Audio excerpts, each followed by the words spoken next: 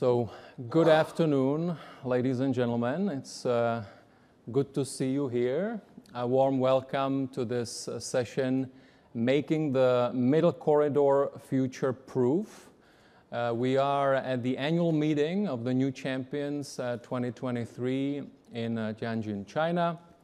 And I'm Mirek Dušek, Managing Director at the World Economic Forum. 2,500 kilometers, which in the China context would be the drive from Tianjin, where we are now, all the way to the border in the south with Vietnam. So quite a big chunk of distance that could be saved in terms of transporting goods between China and Europe through the Middle Corridor, if the Middle Corridor is fully developed. That's one of the estimates that we are working with. So really the Middle Corridor is at the heart of our discussion today. It's really a technical term, but it's also being increasingly now used by ministers and CEOs when it comes to really this ancient axis, actually, between China and Europe, over Caucasus, Turkey, Caucasus, Central Asia, all the way to China. Now, we've seen a tremendous growth on that route. We will talk about some of the reasons today, but it's a fact that we see a lot of momentum, a lot of dynamism in this, on this route. Just to put some numbers on it, we saw a record growth last year in 2022. The volume of cargo transportation increasing by 2.5 times to 1.5 million tons. Now, what is at stake is a huge trade axis, to say the least. We're just talking trade here. I think it's well known, $600 billion worth of trade yearly between China and Europe. Those of you who follow trade numbers, you know that the one between China and the US was last year about $700 billion. So this is like one of the most critical trade axes in the world. And so that shows you the huge potential in terms of developing and, of course, hopefully growing this relationship through all kinds of tools, including the Middle Corridor. Now, I wanted to also mention that we are still developing this. So just to put it in context, the Middle Corridor currently represents about 10% of the total cargo transported via what they call the Northern Corridor, which is going through Russia. Now, what we are here today also to do is to look to the future. So in the title of this dialogue today, we say future-proofing the Middle Corridor. What do we mean by that is all kinds of things, but it's also the fact that we want to make sure that this momentum that you're seeing from all kinds of entities, public, private, European, American, Chinese, and others, that it is really used to make sure that then not only this corridor, but also the whole ecosystem and the economies that are connected to it are really kind of part of the overall transition in the digital realm and to the digital economy, as well as in terms of building clean energy economies in the future. I could not wish for a more august panel to discuss this with me and with us, all of us today. I should say that we, by the way, have an audience here in Tianjin, but we also are watched by stakeholders and interested audiences from around the world online. And so I'm really glad to have with us Péter Szijjártó, Minister of Foreign Affairs and Trade of Hungary. Warm welcome to you. Renat Bekturov, Governor of Astana International Financial Center in Kazakhstan. Warm welcome. Ahmet Alemdar, President, Industry Group Sabancı Holding in Turkey. Warm welcome. Last but not least, Lauren Chung, Chief Executive Officer, Strategy and Communications, Asia Pacific, Teneo Holdings, based in Hong Kong. And one last thing from me on the introduction. What I would like to cover today, ideally, is that we first map a little bit what the Middle Corridor actually means to you. because as I said, it is a little bit of a technical term, so what does it actually mean? And we have good array of stakeholders here on the panel. Then I'd like to cover some of the larger trends that are affecting the middle corridor, and then also look at the digital and green, if we can, in terms of future-proofing. So if I could start with you, Mr. Minister. So you're representing Hungary, but I know that you've paid a lot of attention, both personally and your country, and of course also Europe is paying a lot of attention to the middle corridor specifically, but you have also been paying a lot of attention in terms of this trade, investment, and it's an axis for a lot of exchange, types of exchanges between Europe and the East, between Europe and Asia. So help us understand, if we say the middle corridor, what does this really mean to you personally and to Hungary, and what are the things that you're working on that are top of mind for you? Well, may I start with a sentence which is shamefully simplified from diplomatic hate to the ground, which reads like, connectivity is good, dividing the world into blocks again is bad. This is the basic from where we start to think about economic trade and investment ties between Europe and China. Unfortunately, there are trends in Europe based on which some of our friends and partners, unfortunately too many of them, look at China as if it was a risk or a threat. So therefore, these political leaders in Europe are not too much interested in the interconnectivity between Europe and China. To the contrary, they are interested in so-called decoupling or de-risking. Which, to be honest, according to our understanding, would be a suicide, a brutal suicide committed by the European economy, putting into consideration that Europe has lost a lot when it comes to competitiveness because of many reasons, including the pandemic and the war in Ukraine and its economic impacts. Therefore, it would be our interest, when I say our Europe's interest, to cooperate with China based on mutual respect and aiming at mutual benefits. And unlike other European countries and politicians, we Hungarians look at China as a country with which, if you cooperate, that brings you a lot of potential benefit. So we are not ready to look at China as a rival or a threat or a risk. We look at the east to west sharing of labor, number one, as a huge opportunity for the future. And number two, basically the only way how we can improve the competitiveness of Europe. Because what was the basis for the predictable growth of European economy for decades? The basis was that the highly developed technologies of the Western European countries and companies had a very good combination with the easily accessible, relatively cheap natural resources from the East, mainly Russia. And this combination gave a very solid basis for economic growth in Europe. Now, the ties between Russia and Europe are being cut one by one because of the unfortunately well-known developments. Therefore, if we cut the relationship, if we cut the ties between China and Europe, this is going to be a knockout to the European economy. This is an 865 billion euro trade between China and the European Union on an annual basis. Now, what happens if you cut such a relationship? That's a knockout for the European economy. Therefore, we need the physical routes.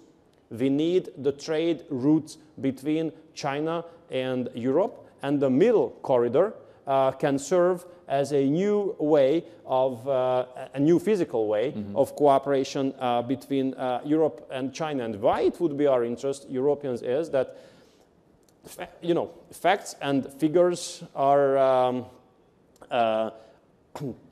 telling, and they have nothing to do with political perception.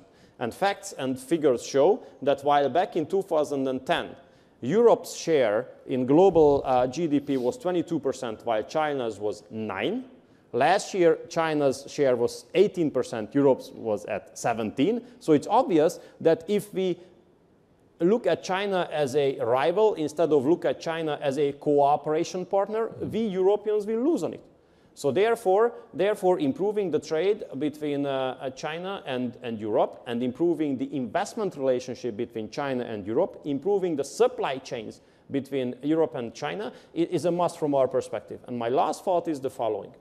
Based on political decisions, the backbone of the European economy, which is the automotive industry, is being basically reborn. A totally new industry is being born before our eyes, namely the electromobility, right? So the Western European companies can produce fantastic electric cars, but somehow Europe has forgotten about the fact that you can only start the engine of a electric car if you have electric battery. Now, the facilities or capacities to build electric batteries have not been built up in Europe. Therefore, this is the first time ever in the European history of economy that the backbone industry of Europe is being totally dependent on supplies from the East, mainly from China. So therefore, cutting the ties between China and Europe would cause a huge damage to the European economy. And if we don't have the physical roots, then everything is just a perception, everything is just an illusion. So it must be Europe's interest to have this new delivery route, the new middle corridor between China and Europe. Otherwise, I don't see any growth potential for the European economy anymore. No, thank you so much. If you allow, I would like to just follow up with a question that is maybe more related to Central Asia, because I know you follow and you work on energy developments as well. And so you mentioned the Ukraine crisis, and so let's face it, of course, a big factor in the attention being paid to the Middle Corridor is also the geopolitical developments and the crisis and the war in Ukraine. Now, could you tell us a little more about that push? Because, of course, Europe is looking to diversify energy resources, and I know from talking to some of your colleagues that Hungary is very active in really doing that, not only in terms of then Hungary's role, but also it has some repercussions then in Europe on neighboring countries. If you could just give us some update on that. Sure. So, you know, we are a landlocked country. A landlocked country which has no significant oil or gas resources. So we are dependent on imports. And we have never considered energy as of political or ideological nature. Why? Because with ideology, you cannot heat the houses. With political statements, you cannot run the industry. We have always considered energy supply as it is, as of physical nature. You need source and you need delivery line. You need oil field or gas field, and you need pipeline. This is a must. And if you look at the current energy infrastructure map of Central Europe, you see that regardless of all political intentions, if you cut the Russian resources from Hungary, it will be physically impossible to supply the country fully when it comes to oil or gas. So therefore, we look at the diversification as its definition reads. Diversification for us means having more sources and more delivery routes. For us, diversification doesn't mean that you replace one source with the other, because this is not diversification. This is just changing the geographic direction. And in our diversification efforts, we look at Central Asia as a potential source of diversification. But once again, in order to take into consideration a region as a source of diversification, you need the physical infrastructure. And we don't have it yet. We have to be clear to each other and honest to each other. We don't have it yet. So therefore, we have urged the European Union to build it. Because, you know, there's always a huge pressure on us on behalf of European Union, diversify. Okay, but how? How? I mean, as long as you cannot deliver the oil or gas in backpack, you cannot deliver it from Central Asia to Europe. So therefore, we urge European Union to build the infrastructure, to upgrade the capacities through which you can buy gas from Azerbaijan, from any other countries in the Central Asian region, and deliver it to Central Europe. And therefore, we are working together with Azerbaijan, Georgia, and Romania on a huge project to deliver offshore wind energy through a submarine cable, which would be the longest in the world, to Central Europe. But here again, you need European financing because it's not a national issue. This is a European issue. So therefore, Central Asia, yes, it's a source for diversification, but diversification, speech about diversification will remain a philosophy or a perception as long as the infrastructure is not there. So we have to stay with both feet on the ground. I understand ideology is important. For us, buying gas or oil from Russia is not a matter of political taste. That's a matter of reality. And, you know, once again, you have to respect reality when it comes to energy diversification, because if you do not have gas, you cannot heat the houses of the people. You can be a fantastic political marketing expert or a communication expert. You will not be able to explain to the people that you have gas if they get frozen, you know. So therefore, reality must be respected. Thank you so much. I'll still come back for at least one more round. I'd like to move to Mr. Bekturov. So I was recently in Astana with you at the Astana Economic Forum, and I saw firsthand how your economy is reopening and dealing with both opportunities and risks. Given how pivotal your economy is on this corridor, but overall on this route, on this axis, could you just give us a little bit of an update? I think it would be quite interesting to hear from you where Kazakhstan's economy is and what are the things you're working on in general before I go into some of the specifics. Well, thank you, Mirek. Exactly, and I was already telling in that room, right? Since the very beginning of the year, I have been talking about the middle corridor in every part almost of the world. In Boao in spring, which is far east, to Washington, D.C. during the spring meetings of IMF and the World Bank, and Astana International Forum in the middle. That probably highlights the importance of the route now for the economy. You have mentioned the numbers, that trade numbers between Europe and China, right? And Kazakhstan, as a big country and has a probably huge chunk of this route. So we used to say, or like in my country, we used to say we're a landlocked country. We don't have access to the open seas. So kind of having our say in international trade is difficult. But someone recently told me, you have a China next door, why do you need a sea, right? So that kind of, I think in a new geopolitical situation makes sense, right? So if we can bridge, and that's what the middle corridor is about. If we take a look, the most of the trade still happen maritime. And then you mentioned the northern corridor through Russia, which was another huge route, right? And we still, with the middle corridor, which is an alternative, don't cover even 10% or around 10% of the volume. So there is a huge upside, I think. The middle corridor for me is exactly starts in the east with our border in China. And there we have developed, for example, the biggest in the world dry port, Horgos, that are actually to be the entry point to this route. So the route goes then to the west, right, and to the Caspian Sea. We actually call it a Trans-Caspian International Transportation Route, TITR. So, and then in the Caspian, it kind of takes different directions. Then through the Azerbaijan, Georgia to the Black Sea, and then, of course, Europe, or then it can go to Turkey and then Europe, or it can actually go to the south, potentially through Iran to the Gulf, and then again we are like in an open sea, right? So there are many routes. But nevertheless, in the middle is still Kazakhstan and other Central Asian states. It's basically, I don't think it's a new concept, it's actually a new breadth of an old ancient Silk Road. Still, the trade has been there for a long time, right? So, and we understand that the physical capacity of the infrastructure now is kind of the main problem, right? And it requires huge investments. By some estimates, for example, EBRD did an estimate on this. There is about $18 billion investment needed. We jointly with the private entity ICE International we had a number around $21 billion of investment needed, both for the projects in Kazakhstan, like railroads, automobile roads, update of our ports in Caspian Sea, Kuruk and Aktau, some of the infrastructure in other Central Asian states like Uzbekistan. That's a huge amount of capital that is required. So we need to make sure that the capital can flow in and flow out easily, right? And again, all the geopolitics, then the inflation does not really make it that easy in the current situation.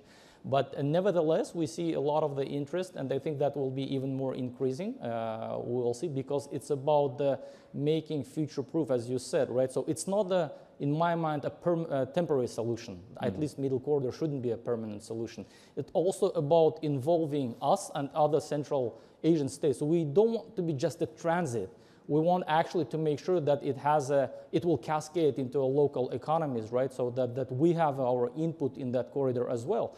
And His Excellency Minister mentioned, for example, Kazakh oil, right? So we are also looking for a diversification of routes for transporting our oil. That again, we can talk about the BTC pipeline, right? That we need to fill in. And the steps we're taking is that, for example, we created a JV, or our oil company created JV with the Abu Dhabi ports to operate a tanker fleet in Caspian and Black Sea, right?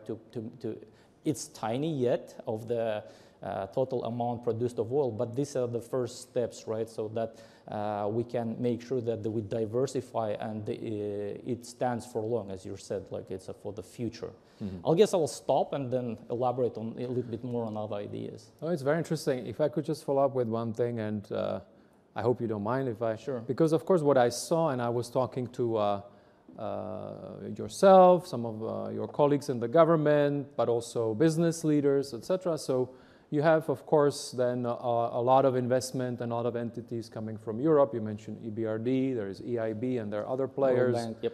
But then, of course, there are also projects with China, either as part of just as private investment or as part of the more kind of government-led investment. So how can we make sure, what would be your message to make sure that we can really, because we need to scale this.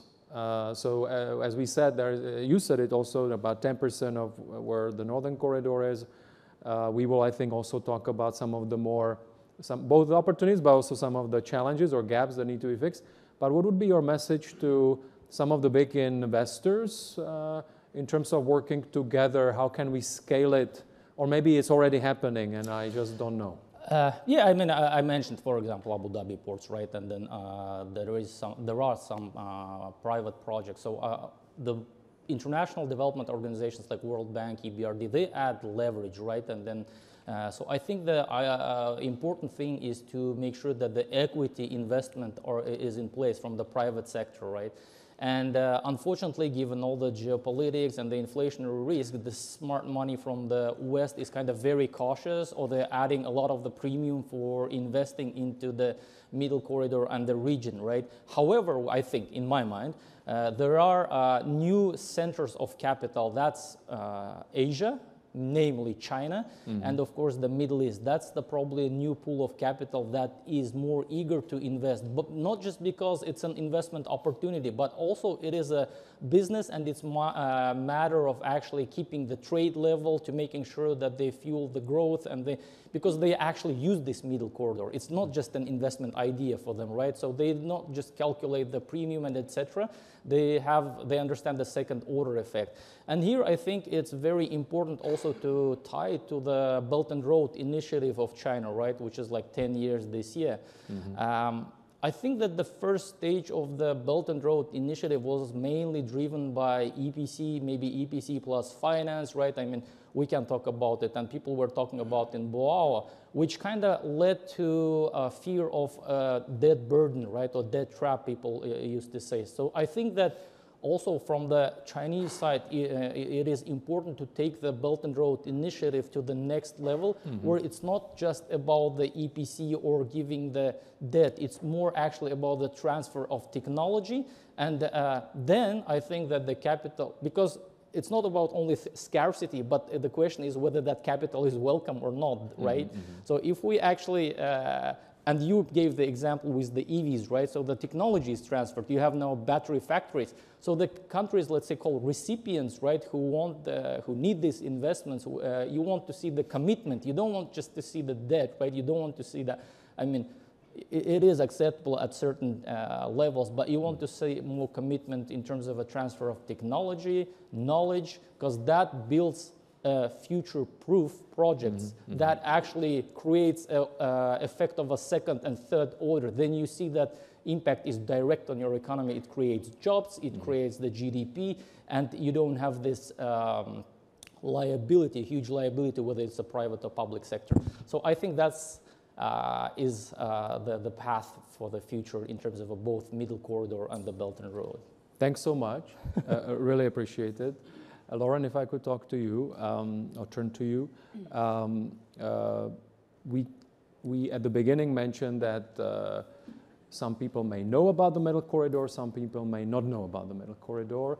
And obviously it's so important that and that's why we're also having this session, really kind of put it out, and we attract more interest also from private sector players from around the world. And you work with a lot of companies in Asia. In your case, what would be the things that you would mention that could really bring it to an even greater focus for a lot of the CEOs that you're working with? Thank you very much. Look, Kazakhstan, I think, is leading the way in developing sort of global awareness around the middle corridor and the opportunity that the corridor presents. But there is absolutely, I think, more that can be done. We've talked about some of the sort of tangible, the harder aspects of the middle corridor development. But there's very much a need, I think, to develop the soft power aspects of the corridor and the global narrative and awareness of this new trade route. So the topic of our discussion is future-proofing the middle corridor, which really implies longevity, sustainability. And to achieve those things, you need to generate trust among all the constituencies that are going to be engaged with the middle corridor. So investors, other governments, private sector, communities, and I would argue that starts with sharpening, I suppose, the narrative and the dialogue around the middle corridor. So just for a point of context, as you mentioned, Teneo is an advisory firm that works with CEOs and boards on strategic, reputational, transformational, risk-related agendas, and the middle corridor very much spans all of those agendas. So just to come back to the point of narrative and sort of generating more global awareness, I think there's a need to probably start at the basics. What is the middle corridor? And I can assure you in sort of global circles, it's not a commonly used or discussed opportunity yet, though that is changing with your work. It is in your part of the world, but yes, in mine not so much. So what is the middle corridor? What opportunity does it present for investors, for corporates and other participants?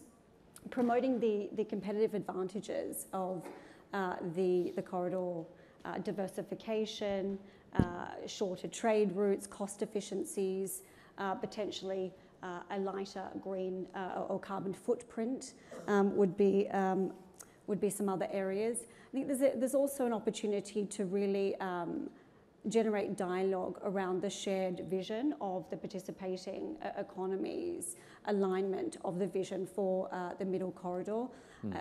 Political risk is a boardroom issue like it's arguably never been before. So anything that can be done that demonstrates sort of economic cohesion, that alignment, that integration, I think helps to alleviate some of those potential sort of risk concerns. Longevity, framing the middle corridor, to your point earlier, this is not a temporary trade route solution because geopolitics is as it is. This is for the long term. And the benefits, yes, flow from China to Europe and back again, but it's also about the benefits and the second and third order consequences, as you noted, for the participating economies, what that means for the development of those economies as well.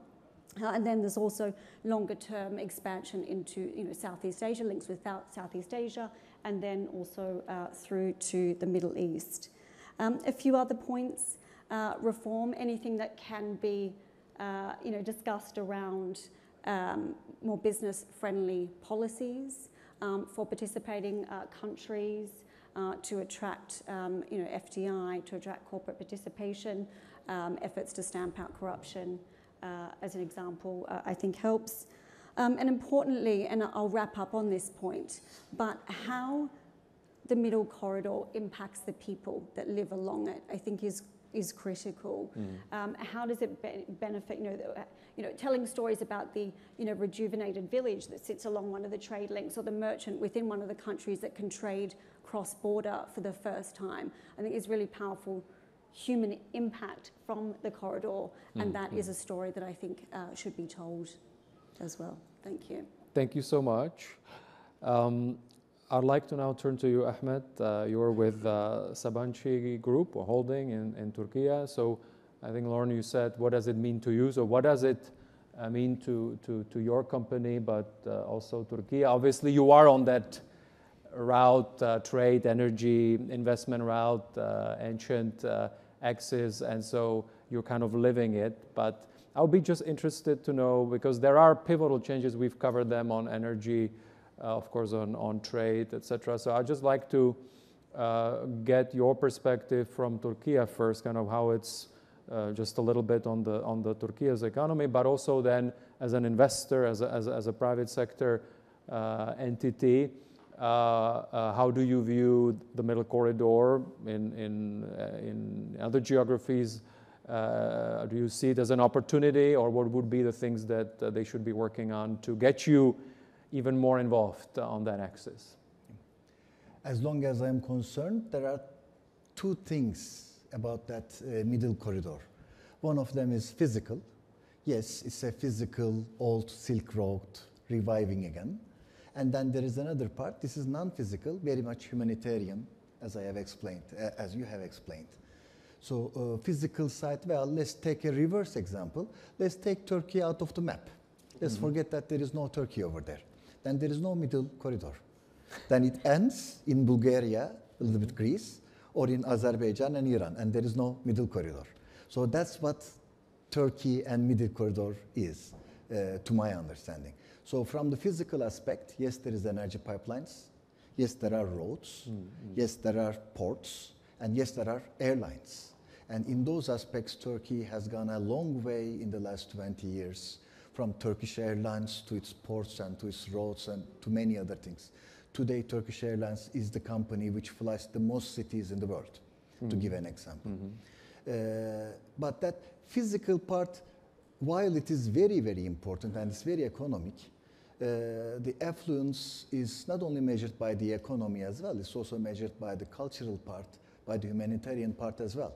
And when you consider Turkey in that aspect, it's a country where there is an incredible entrepreneurship and youth potential.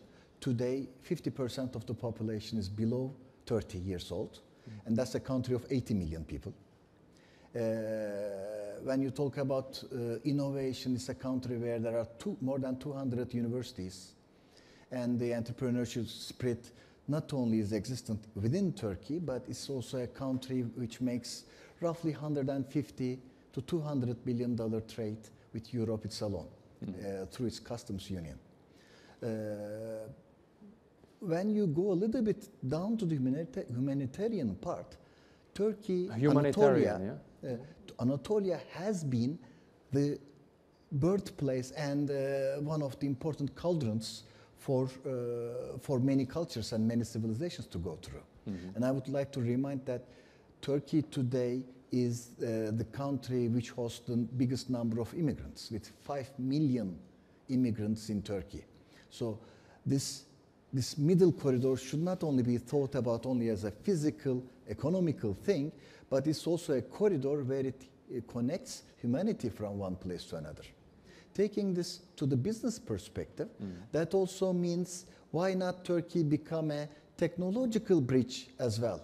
Why not Turkey becomes an innovation bridge as well? And that's where we multinationals get in. And how? The answer is, well, and what are the macro themes in the world today? One of them is, yes, green economy, sustainability. The other one is, yes, digitalization. But there is a third one, and this is very much of importance, and this is changing operating models. The modularity of manufacturing in this disconnected world is important. And while we are talking about sustainability, trade is part of the problem as well as it's a part of solution. With its logistics, with its carbon emission at the transportation level. So in that aspect as well, Turkey and the other countries around the middle corridor can play an important role for even for the sustainability of the world for the future, let alone its relationship, its cultural connectedness, and in a world which is unfortunately disconnecting today, middle corridor and Turkey can play a very important role in connecting those, physically and non-physically. Thank you so much. I said at the beginning I would also like to cover a little bit of the larger factors. So if I could turn to you, Mr. Bekturov, when I was in Astana, I was also part of a discussion like this, and so of course we then talked about some of the challenges as well. So how do we go down to 10 days? How do we make sure we get there? And you already covered a lot of the different infrastructure projects, and I remember there was, I think it was the head of your railway system next to me, and of course there is important investments. And then of course there was the discussion around coordinating standards, customs, etc. So what I wanted to ask you about is, so there is that route, but of course what is at stake, and I think Lauren, you said it also, how do we make sure that this ultimately is benefiting society, is really growing the pie for everyone, and obviously the ecosystem within Central Asia, and how do we connect the economies of Central Asia even better together, I think would be a great achievement out of this, because there is a lot of attention being paid to the middle corridor, at least in some corners. There will be maybe more. But of course, how do we use this to make sure that there is this even better thriving ecosystem in the economies of Central Asia? I know you're working a lot of things, but just to give us your perspective on that from Kazakhstan. Sure, yeah. I mean, maybe I'll go back. I forgot to answer a little bit on the first question about so what we are actually experiencing, what the Kazakh economy looks like, right? So the last year, and I expect this year will be as good, is that because of the, again, trade growing, but also the oil prices, it was actually quite a good year, especially in terms of FDI. I think we reached the record level of 28 billion. And we expect, and it's not just us, IMF has recently upgraded the growth rate of Kazakhstan to 5% for this year. So I think, again, it's kind of times of challenges, but also the window of opportunity. Who knows when it's going to close, but for us, it is an opportunity. And relating back to the middle corridor, we discussed like a hard infrastructure, and then the difficulty is actually to elevate the capacity of the hard infrastructure by filling the gaps in it. But also there is a soft infrastructure part to it, yes. Right? It's both like a cultural, as you mentioned, but also the digitalization, because it's about interoperability and connection between the countries. So we in Kazakhstan managed to reduce the transit from east border to west border from 12 days to 5, but actually the problem is in between, right? Between the countries where it crosses the borders. So there is still a problem of one fee, right, for the route. So because the customer wants to see that it deals with one participant or pays one commission fee rather than, that makes it faster. But also the customs processes, duties, everything is, if it's handled digitally, hands fast, it makes it even better, right? So that's the part that we're still working on. It requires both political will, I guess, and then the investment. So in terms of public participation and policy, just last week, our Prime Minister had a big delegation exactly around the middle corridor to Azerbaijan and Georgia to discuss all this, meaning one fee for the whole route, so it's actually more convenient for whoever uses the route, right? But then in terms of a digitalization, that is also important. And there is a, as I said, the customs processes, light touch, etc., that they make it faster, but also the payment issue. Here, maybe like a CBDC or something, we have new technologies emerging, right? I'm not talking exactly about the cryptocurrencies, but blockchain that can probably make it faster. And then the digitalization, hence developing these solutions, could be exactly the second and third order effect for the whole economies around it, right? We as the Kazakhstan and the International Financial Center, especially seeing that there's this startup community is growing quite fast and whole VC, venture capital industry around it. You've mentioned, right, that there is a conducive environment should be created for the businessmen and for investors. That was AFC about. So we created the jurisdiction based on the English common law with the separate court and etc. So actually business can feel itself comfortable. And the seeds that we have planted 4 or 5 years ago, and now we see them growing, especially again going back with the VC infrastructure. So funds are setting up themselves actually in AFC to invest into this new startups, and they're in different areas, fintech, health tech, but also logistics could be another big area because, I mean, like logically, right, if we are the longest route along this middle corridor, that there will be a demand, and there is a demand for digital solutions. So the brightest young, maybe not that young minds can attract capital and make sure these ideas grow. That is just one example how this can affect more long-term the economy around it. But not just that, as I mentioned in the beginning, it's also about exporting our goods. Like Uzbekistan produces a lot of the fruits, vegetables, and etc., right? And this, of course, the route is opportunity to ship that goods to Europe and to establish these ties. Same is for the companies from Kazakhstan, Kyrgyzstan, for example, in terms of critical mineral resources, right, which are also in huge demand in Europe. So again, this route should be permanent in terms of economic benefit for the local economies. And that's how it's probably going to be. I mean, like. Thank you so much. It's been a very rich discussion, and we have 4 minutes left. Sorry. So no, it was really, I mean it. So I'd like to go to you, Minister, just to kind of close this discussion, because and I know you talked about it, but I'm just curious because there is so many developments now in terms of the Europe-China relationship. We just saw, and the Premier talked about it, he was just in Germany and France. And I think for a lot of leaders and for a lot of business leaders, it's so important that you try to navigate this to be able to see, okay, where are still the productive lanes where we can, which we can rely upon. So you mentioned, I think, de-risking. Of course, there is also some other terms used.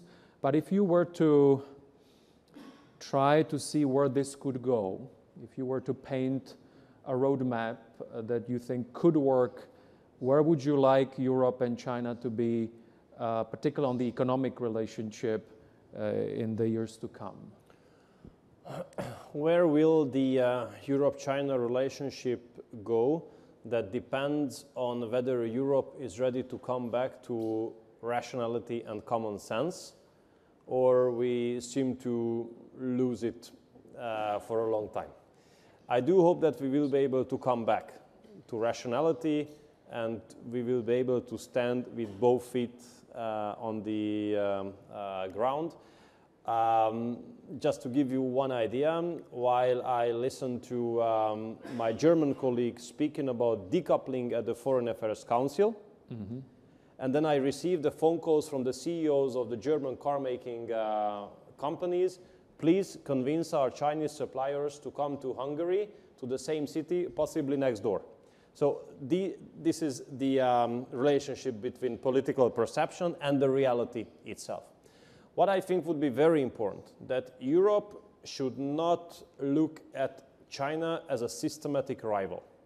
For example, we Hungarians, we don't feel rivalry to China.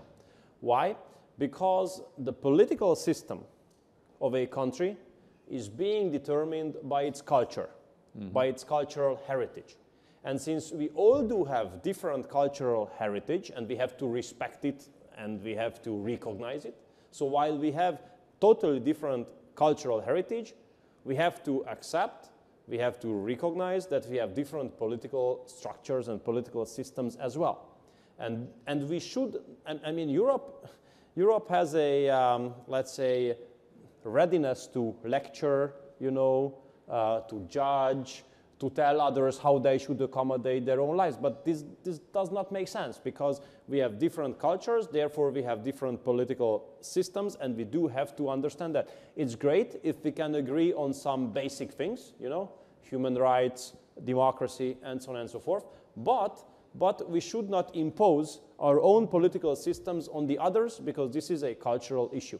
And if Europe is able to come back from this position of teacher of the world and could rebase its relationship to other regions of the world on basis of mutual respect, then the EU-China cooperation can be beneficial for both. Look, we Hungarians have shown, as a small country in the heart of Europe, that it's possible. We have become a meeting point of the Eastern and the Western investors. And this shows that you can take a lot of benefit out of this sharing of labor. So connectivity is good, while dividing the world into blocks again is bad. This is what I have started with, and I wanted to underline that this is a very simplified position. But if you look behind it or under it, I think you understand that this is key now. Don't let the world be divided into blocks again. No, thank you so much. I think the cost of fragmentation, as the IMF and World Trade Organization have warned, are clear, between 5 and 7% of a global output, if we really let it happen. So that's really what's at stake. And you can rest assured that the World Economic Forum will continue also to give our platform to dialogue on that, but also to dialogue on the Middle Corridor. And let's hope that this is a moment where then we will be able to figure out what the future lanes look like, and then the Middle Corridor then fully realizes its potential, and we will see those 600 billion that is currently between US and China really going into much higher figures in the future. So thank you so much to the panelists. Thank you so much also to the audience. Sorry, we didn't get to questions. We ran out of time, but I hope you found it interesting. Thank you. Thank you.